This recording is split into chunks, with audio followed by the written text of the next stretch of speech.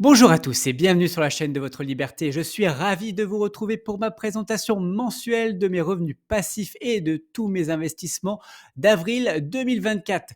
Qu'est-ce qui s'est passé en avril? Eh bien, comme on dit, avril ne te découvre pas d'un fil parce qu'en effet, on a quand même vécu un mois, en tout cas en France, un mois d'avril, vraiment tout pourri au niveau du temps. Et point quand même important, c'était aussi mon anniversaire et l'anniversaire de ma petite dernière qui a eu 2 ans. Donc moi, j'ai eu 39 ans et en fait, pourquoi je vous dis ça? C'est qu'en fait, à chaque anniversaire, en fait, voilà, peu importe, je prends de l'âge ou pas, ça, c'est pas le point le plus important. Moi, je considère que chaque jour, je prends un jour de plus. Donc, j'attends pas que mon anniversaire tombe pour se dire, voilà, j'ai pris un an. Mais en fait, à chaque anniversaire, je me dis en fait que je dois vraiment accélérer aussi pour atteindre mon objectif parce que voilà, le temps passe aussi. Donc vraiment, j'essaye d'avoir cette mentalité de se dire, voilà, bon, chaque jour passe et c'est un jour finalement de perdu pour, et pas finalement, pour encore une fois atteindre cet objectif que je me suis fixé. Et aussi l'anniversaire de mes filles, ça me fait dire, voilà, il faut aussi que je prépare leur avenir et que je prépare tout ça. Donc voilà, ça me met en tout cas un coup de pied au cul. Et voilà, et du coup, est-ce que j'ai réussi à atteindre mes objectifs sur ce mois d'avril? On va voir ça tout de suite. Du coup, à fin avril 2024, mon capital investi, alors après on verra qu'est-ce qu'il y a dans mon capital investi, en tout cas dans ce que je vous présente là, il est de 153 774 euros, soit une légère augmentation de 0,3% par rapport à fin mars. Bon voilà, donc il n'y a pas eu beaucoup de changements. Honnêtement, j'ai peu investi, vous allez voir, par rapport à d'autres mois, par rapport même au mois de mars où j'avais quand même pas mal investi. Là, voilà, j'ai eu des remboursements, j'ai réinvesti finalement cet argent, donc j'ai quand même peu réinvesti et la bourse a quand même un peu stagné donc au global. Donc voilà, donc mon capital n'a pas beaucoup changé sur ce mois d'avril. Qu'est-ce que je prends en compte? Donc voilà, il y a aussi à prendre, voilà, c'est important de voir ça, c'est que mon capital ne génère pas forcément du revenu passif sur tout. Donc voilà, c'est parce que dedans, j'ai des ETF capitalisants, j'ai du private equity, j'ai des actions qui ne versent pas de dividendes ou des placements alternatifs à long terme, notamment sur Splint Invest ou autres. Qu'est-ce que je prends en compte donc dans ce que je vous présente là? Donc, je prends en compte uniquement le crowdfunding, la bourse, les investissements fractionnés et tokenisés et les SCPI. Je ne prends pas en compte, encore une fois, l'immobilier physique parce que pour moi, ce n'est pas passif. Et même si j'essaie de me le rendre de plus en plus passif, mais voilà, donc pour moi, je ne vous présente pas l'immobilier physique et je ne vous parle pas non plus de mes portefeuilles crypto. Voilà, allez, on va voir tout de suite mes investissements du mois d'avril. Donc, en commençant par Realty. Et honnêtement, je crois que ça fait, moi, ça doit faire depuis que j'investis sur Realty que j'investis aussi peu sur Realty. Honnêtement, au mois d'avril, il y a eu quasiment que des projets à Détroit. Et honnêtement, je suis quand même de plus en plus sélectif aussi sur Détroit. Donc, je prends vraiment que les très, très, très bons projets. Et là, donc, du coup, j'ai pris un token de Berkshire, donc notamment voilà, cette propriété-là, donc qui était avec un rendement de 9,13%. Et du coup, j'ai également un token de Béatrice. Béatrice, voilà, la petite maison qui est Béatrice. Et pour vous montrer aussi que je suis aligné avec ce que je vous présente chaque semaine avec mes analyses de projets Realty. Donc voilà, j'investis uniquement sur les meilleurs projets, encore une fois, selon moi, selon ma matrice de notation. Donc voilà, Berkshire avait une note de 7,32 et Béatrice avait une note de 7,28. Donc vous voyez, clairement, c'est les deux meilleures notes qu'il y avait quasiment depuis un bon moment. Qu'est-ce que sur quoi d'autre j'ai investi? Sur Tantième, ça faisait un petit moment que j'avais pas réinvesti sur Tantième et là, pour le coup, il y avait un bon projet, donc qui était, le projet de Lyon-Bellecour appart-hôtel numéro 1. Il y a le numéro 2 qui arrive au cours de ce mois de mai. Donc voilà, le projet, donc c'était quand même un gros projet, un projet quasiment à près d'1 million d'euros. Pour une fois, on a un rendement qui est quand même plutôt pas mal, hein, pour Tantième. On est habitué à entre des 5 et 6, mais là, on est vraiment à du 7,20 pour tantième, donc c'est plutôt bien. On regarde vraiment, c'est un très, très bel appart. Ça va être pour de la location courte durée. Honnêtement, l'appart, il est vraiment assez exceptionnel. Donc, honnêtement, je me suis laissé tenter par ce projet. Et en plus, je crois que le rendement est quasiment assuré sur les 6 prochaines années. Je crois qu'il y avait du coup un engagement, voilà, donc 6 ans ferme avec la conciergerie, donc qui s'engage à du coup nous verser un revenu annuel de 76 400 euros, donc ce qui nous donne pour ça le rendement de 7,2 et en plus il est indexé sur l'inflation, donc potentiellement ce rendement va pouvoir être augmenté. Donc voilà pourquoi j'ai investi sur ce projet. Ensuite, qu'est-ce qu'on a fait? J'ai aussi réinvesti sur Rental. Rental, notamment un projet à Valence, hein, vous savez, mon amour pour cette ville, pour Valence.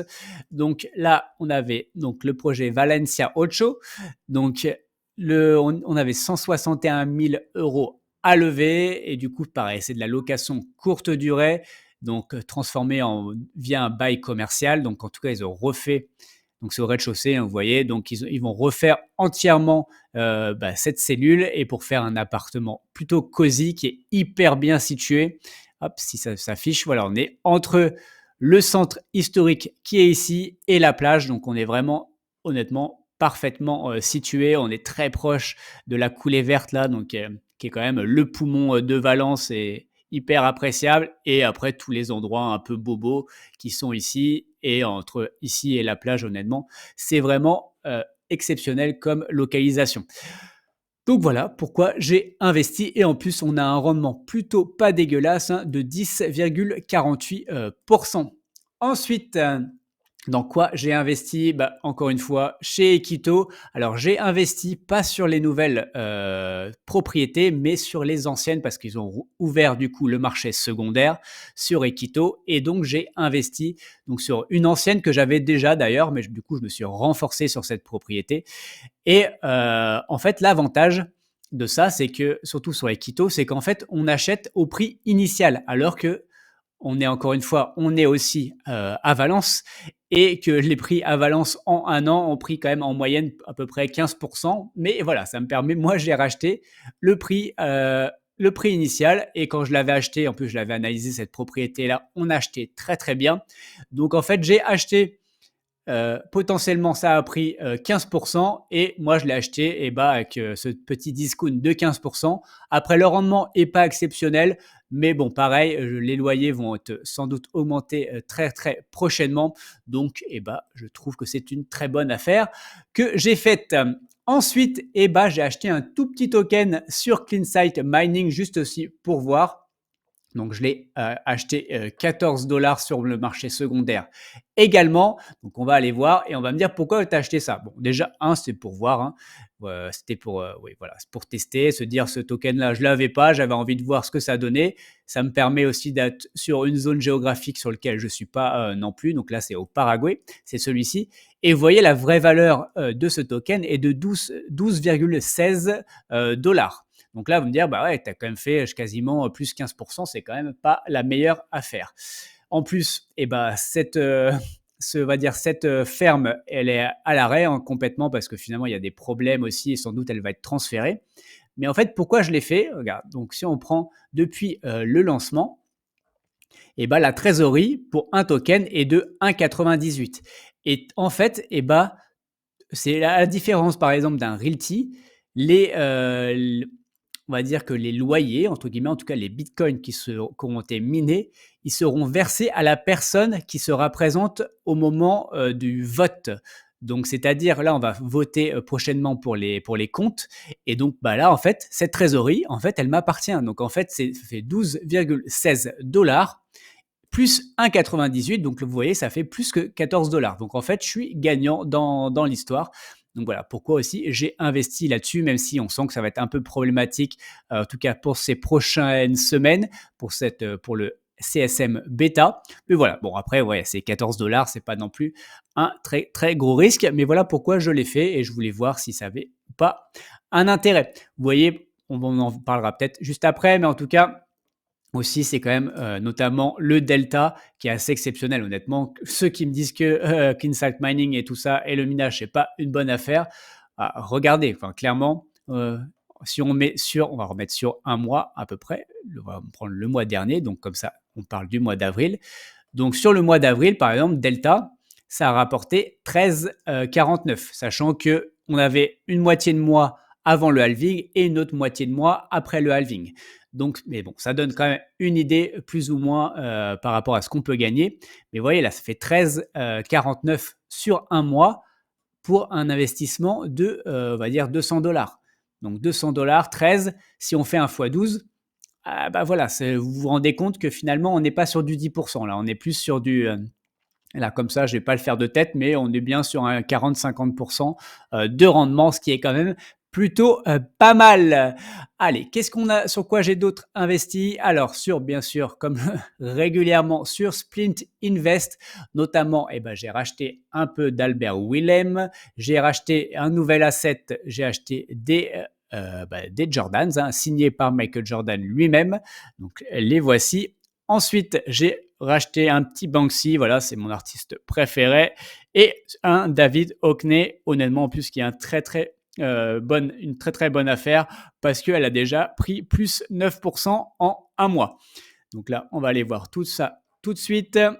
Donc la David Hockney, c'est celui-ci. Donc, comme je vous dis, elle a pris déjà plus 9 au moment des réévaluations qui ont lieu ce début mai. Ensuite, qu'est-ce que j'ai acheté d'autre? Donc, j'ai acheté eh ben, le Albert Willem, je crois que c'est celui-là, je ne suis pas sûr d'ailleurs. Non, c'est pas du tout celui-ci, c'est un autre. Tac, tac, tac, où il est? Voilà, partie 1. Donc, j'ai acheté celui-là. Ensuite, j'ai acheté également, on s'est dit, le Banksy Love Now. Et voilà, et puis les baskets, je vous les ai déjà montrées, je ne sais pas où elles sont. Hop, je crois qu'elles devaient être tout en bas. Hop, hop, hop, elles sont ici. Et voilà. Et les Jordan signés par Michael Jordan.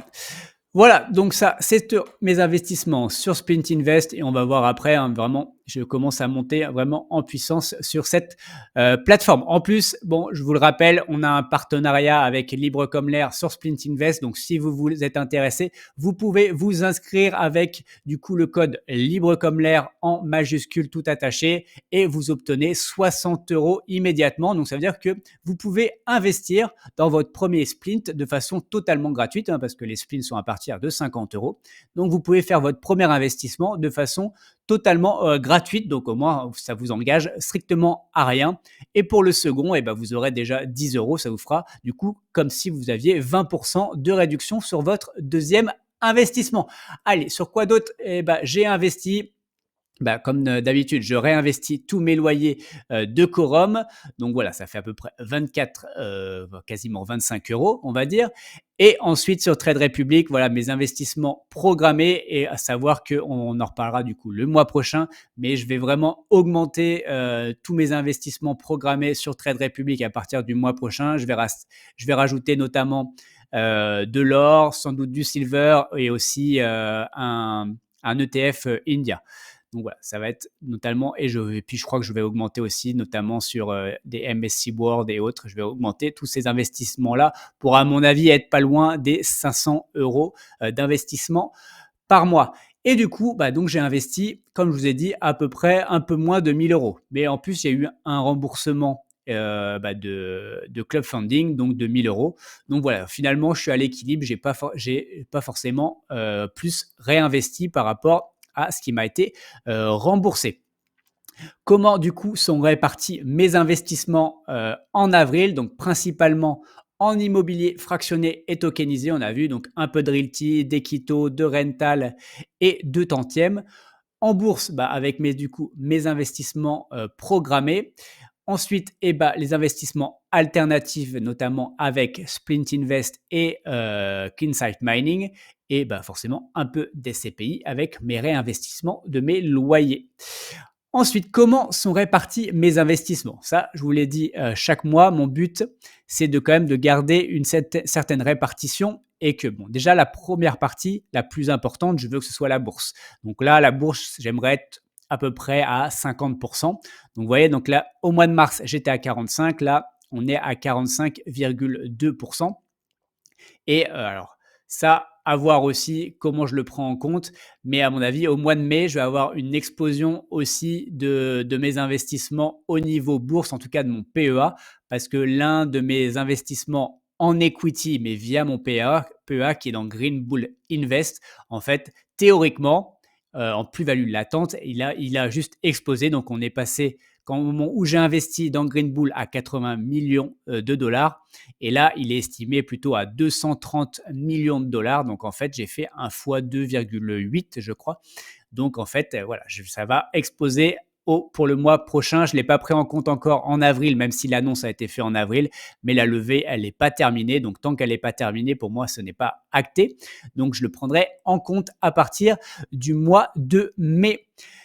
Ensuite, d'où viennent mes revenus passifs? Alors, ça, on va le voir juste après dans les détails, mais donc principalement, de la bourse, hein, parce que du coup, alors principalement, non, une bonne partie vient de la bourse, mais bon, c'est vrai que j'ai eu quelques dividendes, notamment de Total et de LVMH. Après, ma plus grosse partie en revenus passifs, oui, c'est l'immobilier fractionné et notamment de Realty. En plus, au mois d'avril, on a eu 5 lundis, donc forcément, ça fait que c'est un très bon mois au niveau des revenus Realty. En plus, non, en plus, Atoa, ce sera au mois de mai. En plus, en crowdfunding, bon, on va aller voir juste après au niveau de clubfunding, mais on est resté plutôt stable par rapport au mois précédent. Il n'y a pas forcément eu de retard en plus. Alors, il y a eu des retards en plus, mais il y en a eu qui se sont débloqués. Donc, on va dire que ça s'est équilibré. Et le SCPI, ça reste plutôt constant à 4%.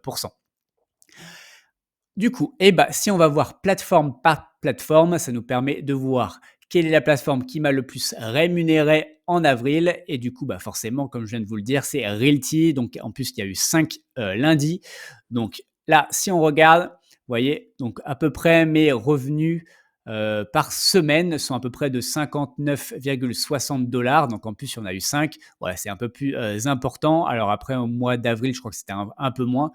On doit être plutôt dans les 58. Mais voilà, donc c'est quand même un montant qui commence à devenir assez significatif.